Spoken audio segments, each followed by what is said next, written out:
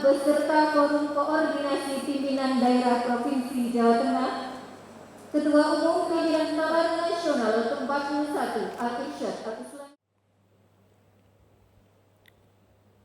Assalamualaikum warahmatullahi wabarakatuh. Bismillahirrahmanirrahim. Alhamdulillahilladzi khassa ba'da ibadihi bil ilmi wat tuqa. Wassalatu wassalamu ala sayyidina wa maulana Muhammadin nabiyyihil mustafa wa waliyihil mujtaba wa ala alihi wa ashabihi mafatihil huda wa masabihid duja ahli sidqi wal wafa. Yang saya hormati Wakil Ketua MPR RI, Gubernur Jawa Tengah beserta Forum Koordinasi Pimpinan Daerah Jawa Tengah, Bupati Banyumas dan para bupati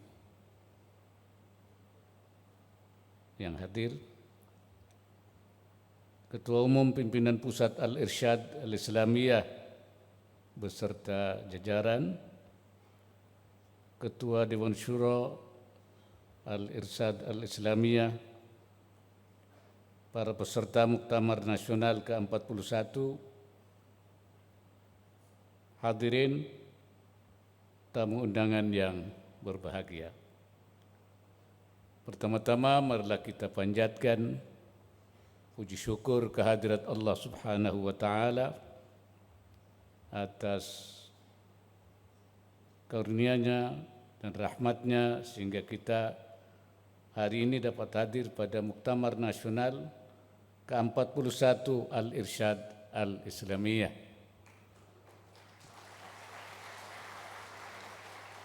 Terlebih dahulu saya ingin menyampaikan salam Bapak Presiden Joko Widodo,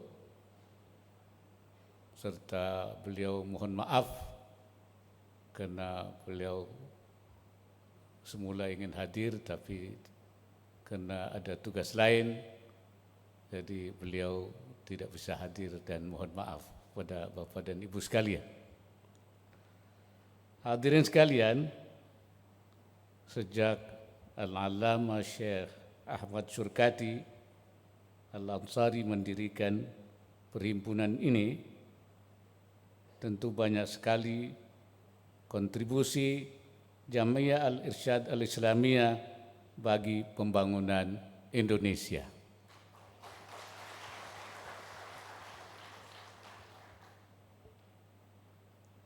Kehidupan masyarakat turut dibangun melalui pendidikan, pengajaran, serta aksi-aksi sosial dan dakwah. Perhimpunan Al-Irsyad Al-Islamiyah juga dikenal giat melakukan tajdid dalam setiap dakwahnya.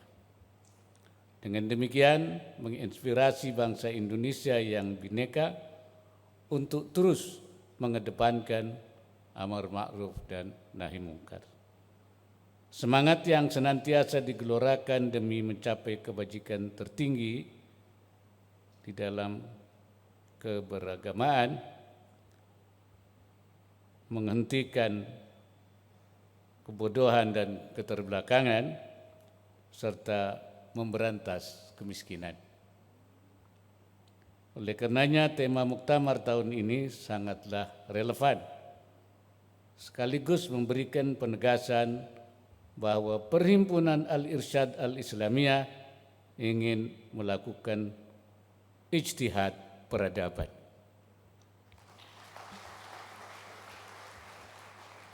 Ijtihad peradaban ini saya pandang penting sebagai panduan bagi Perhimpunan Al-Irsyad Al-Islamiyah untuk turut mendukung pencapaian visi Indonesia Emas 2045. Kelak pada momen 1 abad kemerdekaan Negara Kesatuan Republik Indonesia, Kita ingin seluruh rakyat Indonesia dapat menikmati kemajuan pembangunan serta pemerataan kesejahteraan yang berkeadilan dalam bingkai NKRI yang berdaulat dan demokratis. Kuncinya adalah sumber daya manusia yang unggul. Dan sumber daya manusia yang unggul itu melalui pendidikan. Dan Al-Irsyad sudah lama melakukan upaya pembangunan sumber daya manusia yang unggul. Untuk itu, pemerintah menyampaikan apresiasi, penghargaan, dan terima kasih atas kontribusi yang selama ini dilakukan oleh Al-Irsyad. Bagi kita umat Islam, menyiapkan sumber daya yang unggul, karena memang kita diperintah oleh Allah Subhanahu wa Ta'ala untuk memakmurkan bumi ini, khususnya tentu bumi Indonesia. Allah menyatakan, huwa ansha'akum minal ardi wasta'marakum fiha. Allah yang membuat kamu dari tanah, dari bumi, dan meminta kalian untuk memakmurkan bumi. Ista'marakum ay kallafakum bi'imaratiha, memberikan tanggung jawab pada kamu untuk memakmurkan bumi.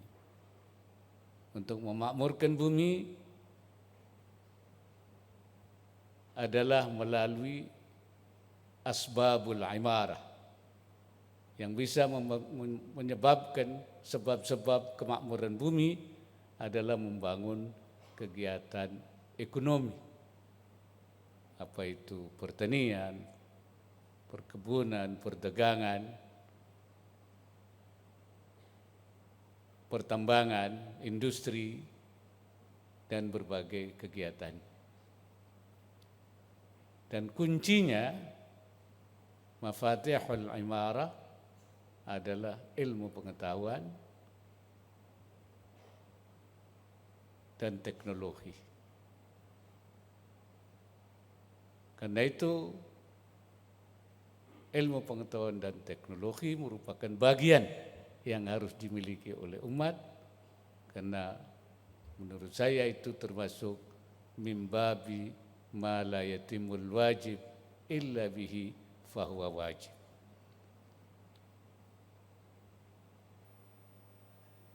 Dan kita Indonesia diberikan oleh Allah sumber daya alam yang besar dan juga sumber daya manusia yang cukup banyak. Ketika saya kemarin ini Pak Ganjar ketemu dalam sangka saya menghadiri, mewakili Presiden menghadiri acara KTT perubahan iklim di Mesir. Saya tidak tahu ternyata ada Bupati dari Banyumas juga hadir. Dan saya mampir di Abu Dhabi bertemu Presiden Emirat MBZ Hamad bin Zaid. Beliau mengatakan bahwa Indonesia itu negara besar, mempunyai sumber daya yang besar dan mempunyai sumber daya alam yang besar, sumber daya manusia yang besar, dan berpotensi akan menjadi negara yang besar ke depannya itu. Tapi kuncinya adalah sumber daya manusia yang unggul. Karena itu pemerintah menjadikan pembangunan SDM yang unggul merupakan salah satu prioritas program. Dan Indonesia Emas itu hanya tinggal 23 tahun. 2045, 23 tahun. Artinya kita harus mencapai cita-cita kemajuan, pembangunan, kemerdekaan, keadilan itu dalam tempo 23 tahun ke depan. Karena itu perlu sumber daya manusia unggul, juga perlu pemimpin yang transformatif dan visioner dan inovatif sehingga tujuan kita itu akan bisa tercapai dengan cepat. Insya Allah. Kita memang alhamdulillah kita diberikan oleh Allah Subhanahu wa taala sumber daya yang banyak. Kalau kita melihat menyimak Al-Qur'an, Allah mengatakan wa ja'ala fiha rawasiha min fawqiha wa baraka fiha wa qaddara aqwataha. Jadi Allah menjadikan bukit-bukit di atas bumi ini. Kemudian Allah memberkati bumi ini dan menentukan makanan-makanannya. Tadi sudah disebutkan Pak Ganjar tuh, kita banyak makanan itu. Itu baru di Banyumas saja kan, belum di mana-mana. Orang saya diberi informasi di Papua Barat itu pisang saja ada 125 varian. Itu di Papua Barat saja. Apalagi di yang lain-lain. Oleh karena itu Imam At-Tabari mengatakan wa qaddara fiha aqwata wa qaddara fi kulli makan fi kulli baladin ma lam yaj'alhu minha fil akhar. Allah menjadikan dalam satu negara itu sumber daya alamnya itu, makanan-makanannya itu yang tidak ada di negara lain. Lima'ashi ba'dihim min ba'din, untuk penghidupan kita masing-masing, bitijara, untuk perdagangan, min baldatin ila baldatin, dari satu negara ke negara yang lain. Jadi tadi saya di Pontianak membuka Ikatan Saudagar Muslim Indonesia, dan saya meninjau satu pabrik yang mengelola rambutan, ada di situ nanas, ada di situ apalagi gitu. Kemudian yang biasanya itu dibuang, karena itu sekarang diolah dan dapat diekspor. Yang biasanya kalau panen terbuang, sekarang bisa dihilirisasi, bisa dibuat jadi produk dikalengkan, kemudian bisa dikirim ke luar negeri. Ini adalah kenapa? Karena kita memiliki teknologi, memiliki ilmu pengetahuan, dan kita bisa menghilirisasi dan memanfaatkan itu. Ini apa yang Allah berikan kepada kita, harus kita lakukan itu. Dan kita harus membangun, saya bilang itu namanya hamzah wasal. Hamzah wasal itu huruf hamzah yang menyambung kalimat sehingga menjadi untayan kata yang indah. Itu hamzah wasal. Hamzah wasal itu adalah perannya, yaitu bagaimana sumber daya alam kita itu kemudian kita proses dihilirisasi dan kemudian bisa dipasarkan baik di dalam negeri maupun di luar negeri. Jadi hamzah wasal ini menjadi penting sekali. Ya, saya harap juga di antara para pengusaha di lingkungan Al-Irsyad ini akan menjadi hamzah wasal bagi sumber daya alam kita Indonesia.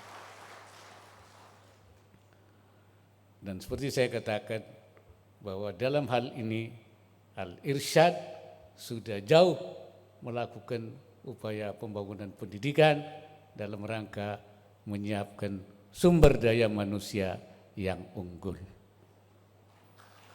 Hadirin sekalian,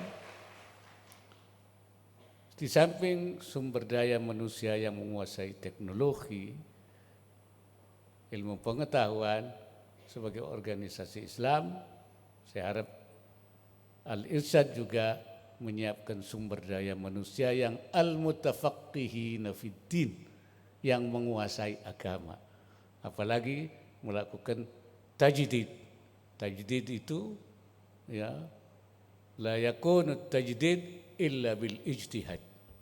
Tidak ada tajdid kecuali melalui ijtihad, dan tidak bisa berijtihad illa al-mutafaqqihina fiddin, kecuali yang bisa berijtihad itu orang yang betul-betul faham agama. Supaya apa?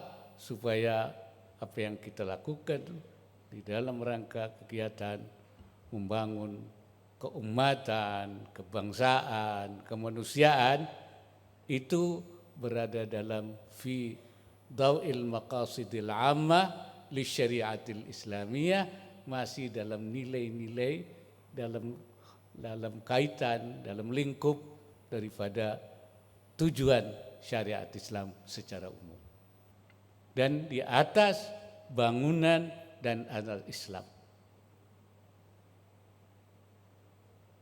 Imam Ibnul Qayyim rahimahullah ketika mengungkapkan tentang bangunan Islam dan asas Islam, beliau mengatakan inna syari'ata mabnaha wa asasaha ala al-hikami wal masalih al-ibad fil ma'ashi wal ama'ad.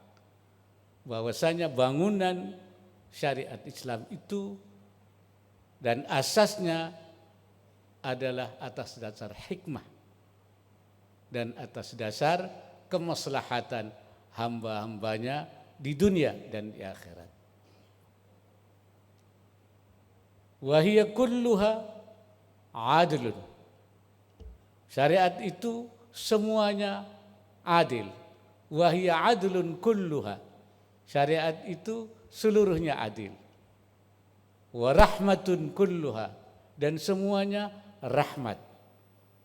Wa maslahatun kulluha, semuanya maslahat. Wa hikmatun kulluha, dan semuanya adalah hikmat. Kullu mas'alatin kharajat anil adri ilal jur, mana-mana sesuatu keluar dari keadilan kepada ketidakadilan, kepada penyimpangan. Wa minar rahmati ila diddiha, dan dari rahmat kepada tidak rahmat, dari kasih sayang kepada kebencian, permusuhan. Wa anil maslahah ila al mafsada, dan dari maslahah keluar menuju kerusakan. Wa anil hikmati ila al abad, dan dari hikmah kepada main-main dan suatu yang tidak berguna. Kata Imam Ibnul Qayyim, falaisat minas syariah, itu bukan syariah. Kekerasan itu bukan syariah. Itu bukan syariah.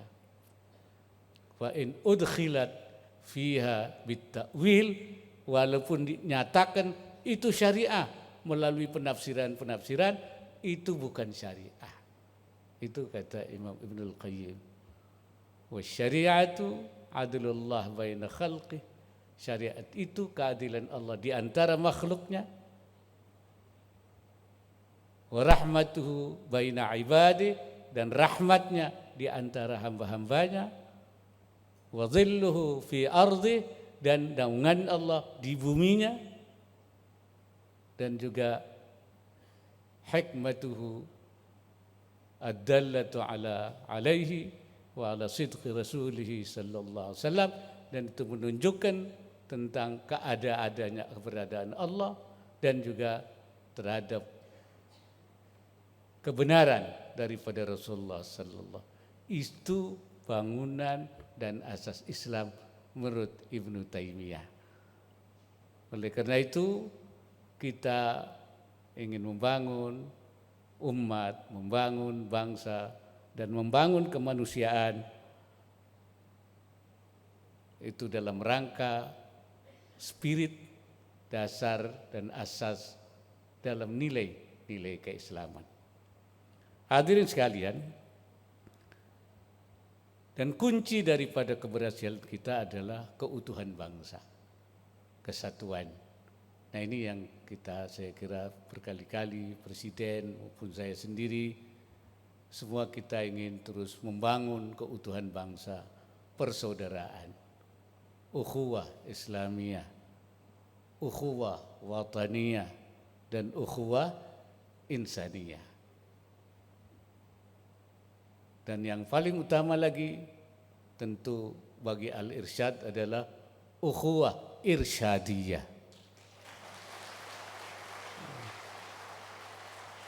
Tidak mungkin kita membangun ukhuwah Islamiyah, membangun ukhuwah wataniyah, membangun ukhuwah insaniyah apabila kita tidak bisa membangun ukhuwah irsyadiyah. Saya bersyukur karena saya lihat Al-Irsyad sekarang sudah utuh, sudah menjadi satu, sudah bersama-sama dalam rangka kita mengabdi untuk bangsa dan negara.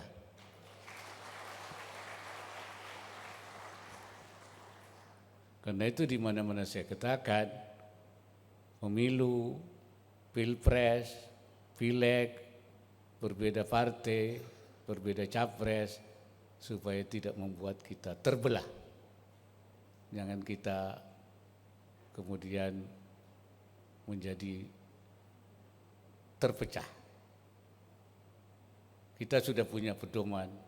Dalam kita beragama saja, kita sudah punya pedoman, lakum dinukum waliyadin. Bagimu agamamu, bagiku agamaku, tapi kita tetap saudara sebagai bangsa. Dalam berbeda partai, ya kita juga begitu. Lakum parteukum, walana parteuna. Bagimu partai kamu, bagi kami partai kami, tetap bersaudara. Berbeda capres, lakum capresukum, walana capresuna. Jadi tidak perlu ada perseteruan, apalagi sesama Al-Irsyad. Kita tidak boleh berbeda kemudian berseteru. Mudah-mudahan kita bisa menjaga ukhuwah ini dengan sebaik-baiknya. Sekarang pun orang sudah sedang mencari itu. Bagaimana bentuk membangun kehidupan yang rukun, toleran. Dan ternyata kita Indonesia, umat Islam Indonesia, bangsa Indonesia ini dinilai oleh orang alhamdulillah sebagai bangsa yang paling toleran. Buktinya apa? Belum lama ini itu kumpulan orang-orang pandai umat Islam di dunia, Majelis Hukama'il Muslimin yang berpusat di Abu Dhabi dan dipimpin ketuanya oleh Syekhul Azhar, Profesor Thaib, datang ke Indonesia dan menemui saya. Dan utusannya mengatakan kami datang ke Indonesia, kami mau belajar kepada Indonesia, bukan mau mengajari orang Indonesia, kami belajar tentang toleransi.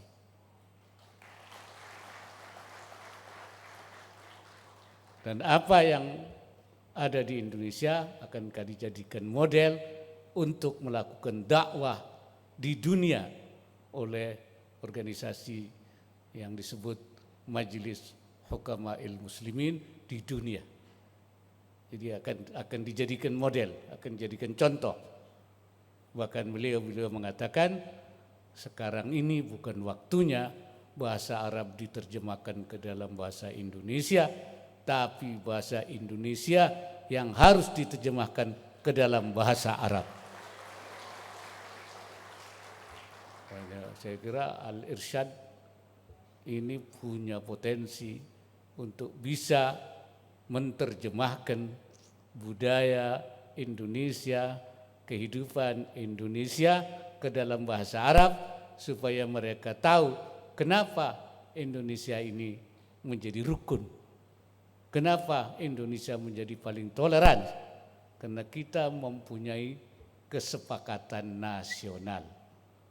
Kita mempunyai namanya itu konsensus nasional Al-Mitsaqul Watani, yaitu Pancasila, Undang-Undang Dasar 45 dan NKRI. Ini adalah kalau kita nyebutnya Al-Mitsaqul Watani. Ya, karena kita terikat semua dengan kesepakatan ini yang harus kita hormati. Karena itu mematuhi mitsaq watani artinya menjaga keutuhan bangsa berada dalam bingkai Pancasila dan NKRI, ini yang membuat kita sampai hari ini tetap utuh dan toleran antara satu sama lain. Oleh karena itu mencederai al-mitsaqul watani itu perbuatan yang tidak terpuji dan merupakan sikap namanya itu mukhalafatul mitsaq, menyalahi kesepakatan. Itulah sebabnya kita bangsa Indonesia sampai hari ini menjadi utuh walaupun agamanya berbeda, walaupun etnisnya berbeda, tapi kita mampu menjaga kerukunan dan keutuhan bangsa ini. Ini barangkali yang harus kita jaga, dan insya Allah apa yang kita cita-citakan Indonesia emas di 2045 akan tercapai. Hadirin sekalian, kita harus yakin bahwa Indonesia dengan seluruh kekayaan alam yang dianugerahkan Allah serta budaya dan ketangguhan seluruh elemen masyarakatnya akan mampu melahirkan generasi penerus untuk mewujudkan visi Indonesia Emas 2045. Untuk itu saya berpesan pada keluarga besar Perhimpunan Al-Irsyad Al-Islamiyah agar setiap pendidikan dan dakwah yang disebarkan senantiasa diwarnai dengan semangat merawat kebinekaan serta mempertahankan nilai-nilai kearifan lokal yang sejalan dengan keimanan dan ajaran Islam. Hadirin yang berbahagia, sebagai penutup saya berharap Muktamar Nasional ke-41 ini dapat membuahkan program kerja yang konkret dan solutif sebagai sumbangsi Perhimpunan Al-Irsyad Al-Islamiyah kepada bangsa dan negara. Insya Allah dengan terwujudnya Al-Irsyad Al-Islamiyah yang maju, bersahabat dan bermartabat, bangsa kita akan semakin siap dalam menyongsong Indonesia Emas 2045. Akhirnya dengan ucapan Bismillahirrahmanirrahim, Muktamar Nasional ke-41 Al-Irsyad Al-Islamiyah tahun 2022 secara resmi saya nyatakan dibuka.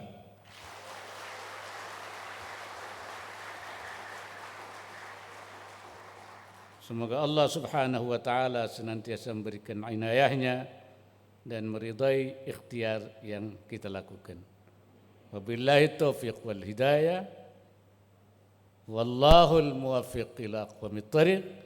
Wassalamualaikum warahmatullahi wabarakatuh.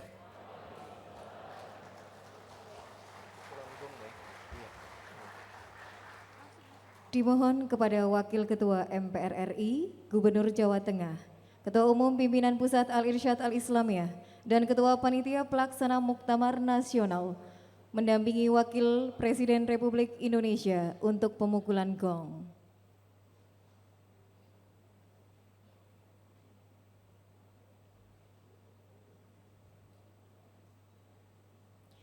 Baik, akan kami hitung mundur bersama. 3, 2, 1.